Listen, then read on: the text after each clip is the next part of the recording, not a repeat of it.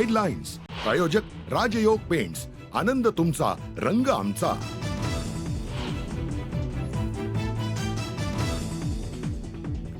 पंतप्रधान नरेंद्र मोदींची आज अकोला आणि नांदेडमध्ये जाहीर सभा. महायुतीच्या उमेदवारांसाठी मोदी मैदानात, मुख्यमंत्री आणि उपमुख्यमंत्री राहणार उपस्थित. चंद्रपूर आणि वाशिममध्ये उपमुख्यमंत्री देवेंद्र फडणवीसांच्या जाहीर सभा. महायुतीच्या उमेदवारांसाठी फडणवीस मैदानात.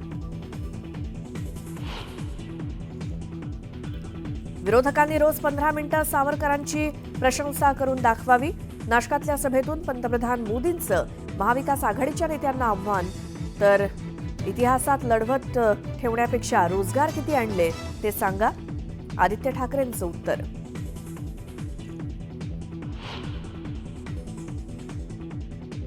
एक है तो सेफ है.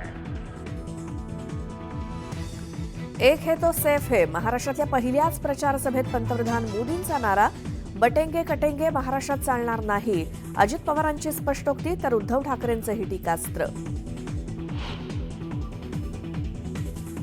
रामटेकमधील बंडखोरी मागे सुनील केदार यांनी शब्द फिरवला.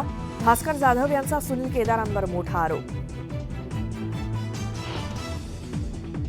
T20 सामन्यात भारताकडून दक्षिण आफ्रिकेचा 61 धावांनी पराभव. संजू सॅमसनची शतकी खेळी, तर वरुण चक्रवर्ती आणि रवी बिश्नोईने घेतल्या प्रत्येकी 3 विकेट्स.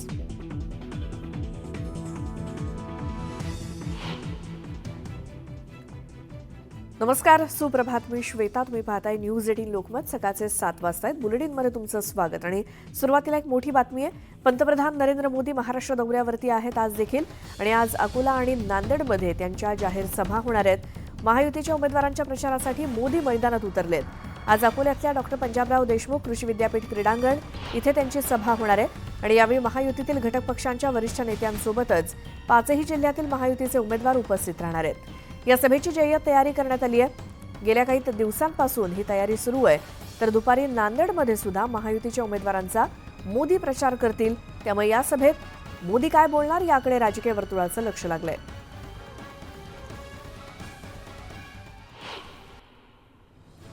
आणि आता सकाळच्या 100 बातम्या. बाळासाहेब आज असते तर त्यांनी उद्धव ठाकरेंना गोळ्या घातल्या असत्या, असं वक्तव्य नारायण राणेंनी केलं. कुडाळमध्ये निलेश राणेंसाठी नारायण राणेंनी प्रचार सभा घेतली. आणि यावेळी बोलताना त्यांनी उद्धव ठाकरेंवर जोरदार हल्लाबोल केला. रामटेकमधील बंडखोरी मागे सुनील केदार यांचा हात असल्याचा आरोप भास्कर जाधव यांनी केला. सुनील केदार यांनी शब्द फिरवला, असं भास्कर जाधव म्हणाले. मला एकटं पाडण्याचा प्रयत्न केला जातोय, माझ्या विरोधात षडयंत्र आखलं जातंय. शरद पवारांच्या बाबतीत जे घडलं तेच माझ्या बाबतीत होतंय, असा आरोप हर्षवर्धन पाटील यांनी केला. नाशिकच्या सभेत आदित्य ठाकरे सभा सुरू असताना अचानक व्यासपीठावरून खाली उतरले. आणि खाली उतरून त्यांनी महिलांशी संवाद साधला. महाविकास आघाडीचं सरकार आल्यावर लाडकी बहीण योजनेचा हप्ता 1,500 वरून 3,000 करू, असं आश्वासन आदित्य ठाकरेंनी दिलं. आदित्य ठाकरेंची नांदगावमध्ये सभा पार पडली. आणि या सभेतून आदित्य ठाकरेंनी शिवसेनेचे उमेदवार सुहास कांदेंवर हल्लाबोल केला. सुहास कांदेंचा गुंड असा उल्लेख करत आदित्य ठाकरेंनी टीका केली. आणि गुंडांनी इथल्या लोकांना त्रास दिला तर बर्फाच्या लादीवर झोपवेन, असं आदित्य ठाकरे म्हणाले. मुंबादेवीच्या महायुतीचे उमेदवार शायना एनसी आणि अभिनेते गोविंदा यांनी मुंबादेवी परिसरात देवीचं दर्शन घेतलं. आणि मुंबादेवीचे आशीर्वाद कायम आहेत. तर विधानसभा निवडणुकीत शायना एनसी यांचा विजय व्हावा यासाठी प्रार्थना करतो, अशी प्रतिक्रिया अभिनेता गोविंदांनी दिली. मुंबादेवी मतदारसंघात शिवसेना मनसेची युती झाल्याचं चित्र आहे. मुंबादेवी इथे शायना एनसी यांच्या प्रचारासाठी घेण्यात आलेल्या मेळाव्याला मनसे कार्यकर्ते देखील उपस्थित होते.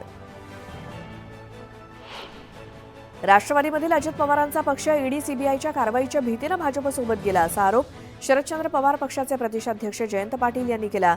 छगन भुजबळांच्या पुस्तकातील मुलाखतीच्या दाव्यावरून त्यांनी हा आरोप केला. मी साहेबांचा सरदार आहे, मला किल्ला जिंकायला सांगितला तसा तो मी जिंकणार. तर माझी लढाई ही धनाढ्य आणि राजपुत्राविरोधात आहे. मुंबईकर सर्वसामान्य शिवसैनिकाला जिंकून देतील, असा विश्वास माहीम विधानसभेचे शिवसेना उद्धव बाळासाहेब ठाकरे पक्षाचे उमेदवार महेश सावंत यांनी व्यक्त केला. मुख्यमंत्री एकनाथ शिंदे यांनी वंचितच्या प्रकाश आंबेडकरांची भेट घेतली. आंबेडकरांच्या तब्येतीची विचारपूस करण्यासाठी ही भेट झाली असून या भेटीत कोणतीही राजकीय चर्चा झाली नाही, असं मुख्यमंत्र्यांनी सांगितलं. महायुतीच्या जास्तीत जास्त जागा निवडून आणण्यासाठी आम्ही प्रयत्न करत आहोत. महायुतीमध्ये मुख्यमंत्री पदाची कुठलीही चढाओढ नाही. मुख्यमंत्री पदाबाबत केंद्रीय नेतृत्व निर्णय घेईल अशी प्रतिक्रिया भाजप प्रदेशाध्यक्ष चंद्रशेखर बावनकुळेंनी दिली. महायुती स्पष्ट बहुमत मिळवून सत्तेवर येईल. केंद्रीय नेतृत्वासोबत बसूनच मुख्यमंत्री पदाबाबत निर्णय घेतला जाईल अशी प्रतिक्रिया राष्ट्रवादी काँग्रेसचे नेते सुनील तटकरे यांनी दिली. एकनाथ शिंदे आणि देवेंद्र फडणवीसांनी ज्या प्रकारे काम केलंय ते आजपर्यंत कधीच पाहिलेलं नाही असं म्हणत केंद्रीय मंत्री किरण रिजिजू यांनी महायुती सरकारची स्तुती केली आणि महायुतीचे उमेदवार शायना इनसिंगच्या प्रचार सभेदरम्यान ते बोलत होते. आमदार प्रताप सरनाईकांनी भव्य बाईक रॅली काढत जोरदार शक्ती प्रदर्शन केलं आणि शिवसेनेच्या शेकडो कार्यकर्त्यांनी रॅलीत सहभाग घेतला. यावेळी एक मोठी बातमी आहे. राज्यामध्ये विधानसभा निवडणुकांची रणधुमाळी सुरू झाली आहे. या पार्श्वभूमीवर नेते मंडळींनी प्रचार सभांचा धडाका लावलाय. उपमुख्यमंत्री देवेंद्र फडणवीस हे देखील महायुतीच्या उमेदवारांच्या प्रचारासाठी मैदानात उतरलेत आणि आज चंद्रपूर, वाशिम आणि छत्रपती संभाजीनगरात त्यांची जाहीर सभा होईल. चंद्रपुरात किशोर जोरगेवार, वाशिम कारंजा मतदारसंघात सई डहाके तर छत्रपती संभाजीनगरात अतुल सावे यांच्या प्रचारासाठी फडणवीस यांची सभा होणार आहे आणि या सभांमध्ये ते काय बोलतात याकडे सगळ्यांचं लक्ष लागलंय.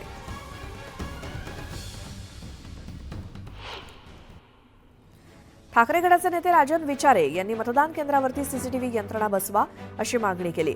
लोकसभा निवडणुकीत मोठ्या प्रमाणात बोगस मतदान झाल्याचा आरोप करत त्यांनी ही मागणी केली.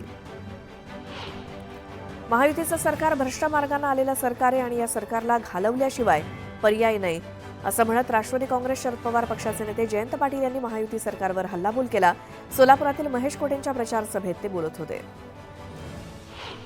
सोलापूर डीसीसी बँकेचे 238 कोटी 43 रुपयांचे अनियमित कर्ज वाटल्याप्रकरणी तत्कालीन संचालक मंडळाला जबाबदार धरण्यात आले. त्यामुळे माजी उपमुख्यमंत्री विजयसिंह मोहिते पाटील, माजी मंत्री दिलीप सोपल यांच्यासोबतच 33 जणांना सहकार प्राधिकरणाचा जोरदार धक्का बसलाय. निवडणूक झाल्यानंतर तीनही पक्षांच्या संख्यांच्या आधारे मुख्यमंत्री ठरणार आहे. सद्यस्थितीत एकनाथ शिंदेंच्या नेतृत्वात पुढे जाण्याचं ठरलं असल्याची प्रतिक्रिया राष्ट्रवादी काँग्रेसचे नेते प्रफुल्ल पटेल यांनी दिली.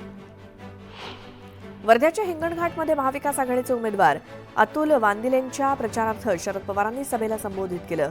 केंद्र सरकारनं शेतकऱ्यांना देशोधडीला लावण्याचं काम केलं असं म्हणत पवारांनी केंद्र सरकारवर निशाणा साधला. बटेंगे तो कटेंगे और फिर सब मिलके लुटेंगे असा भाजपचा नारा असल्याची टीका आदित्य ठाकरेंनी केली. डिवाइड अँड रूलची नीती आम्ही महाराष्ट्रात यशस्वी होऊ देणार नाही असं आदित्य ठाकरे म्हणाले. बेलापूरच्या महायुतीचे उमेदवार मंदा म्हात्रे यांनी निवडणुकीच्या प्रचारासाठी नवा फंडा वापरलाय. म्हात्रेंनी थेट वाशी टोलनाक्यावर पोहोचत नागरिकांशी संवाद साधला आणि या संवादातून मतदारांना आपल्याकडे वळवण्याचा प्रयत्न म्हात्रे करतायत. जळगावात राष्ट्रवादी काँग्रेसचे पदाधिकारी आक्रमक झाले. सदाभाऊ खोतांनी शरद पवारांविषयी केलेल्या वक्तव्याच्या निषेधार्थ पदाधिकाऱ्यांकडून जिल्हाधिकारी कार्यालयात जोरदार घोषणाबाजी करण्यात आली. धर्माधर्मात वाद लावणं हेच भारतीय जनता पक्षाचं धोरण आहे असा आरोप काँग्रेस नेते बाळासाहेब थोरातांनी केला. काँग्रेस सर्वांना न्याय देणार आणि सर्वांना सोबत घेणारा पक्ष असल्याचं थोरात म्हणाले. पिंपरी मतदारसंघातून अण्णा बनसोडे निवडणुकीच्या रिंगणात आहेत. काही दिवसांपूर्वी बनसोडेंना त्यांच्या पक्षातील काही नगरसेवकांकडून विरोध असल्याची चर्चा होती. त्यानंतर आज पुन्हा एकदा काल पिंपरीतील वाद समोर आलाय. बनसोडेंविरोधात पिंपरीत जोरदार पोस्टरबाजी करण्यात आली आहे. सिंधुदुर्गातल्या कणकवलीमध्ये महायुतीचे उमेदवार नितेश राणेंच्या प्रचारासाठी भाजपकडून कार्यकर्ता मेळावा घेण्यात आला. यावेळी भाजपचे प्रचार प्रमुख रवींद्र चव्हाणांनी कार्यकर्त्यांशी संवाद साधला. पालघरच्या मुरबेमध्ये महायुतीचे उमेदवार राजेंद्र गावितांना गावकऱ्यांकडून काळे झेंडे दाखवण्यात आले. वाढवण बंदर विरोधात गावितांनी आपली भूमिका बदलल्याचा आरोप मुरब्यातील ग्रामस्थांनी केला.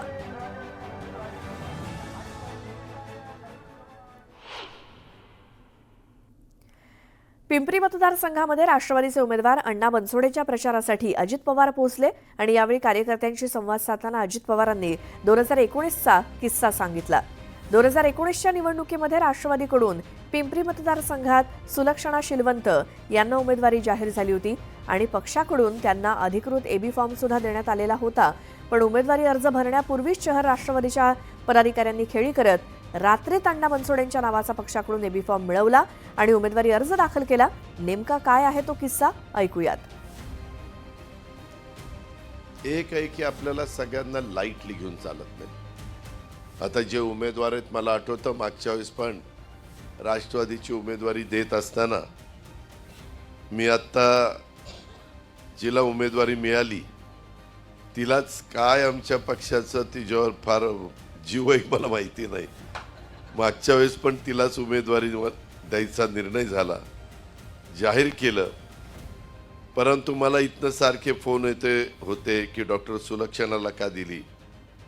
आणि मग मी माझी क्लुप्ती लढवली आणि एबी फॉर्म एक घेऊन आलो आणि एक्सप्रेस हायवे संपतो त्या कॉर्नरला काहींना रात्री 1 वाजता उभं केलं, त्यांच्या हातात एबी फॉर्म दिला आणि अण्णाला म्हणलं पहिलं जाऊन 11 वाजता एबी फॉर्म भरतो, अजिबात थांबू नको. आणि म्हणलं निवडणूक अधिकाऱ्याला सांगितलं पहिला आला तोच ग्राह्य धरा, दुसऱ्याला एबी फॉर्म धरायचा नाही हे मी सांगतो. आणि त्याच्यातनं ते सगळे चित्र दिसलं आणि अण्णा त्या ठिकाणी निवडून आला.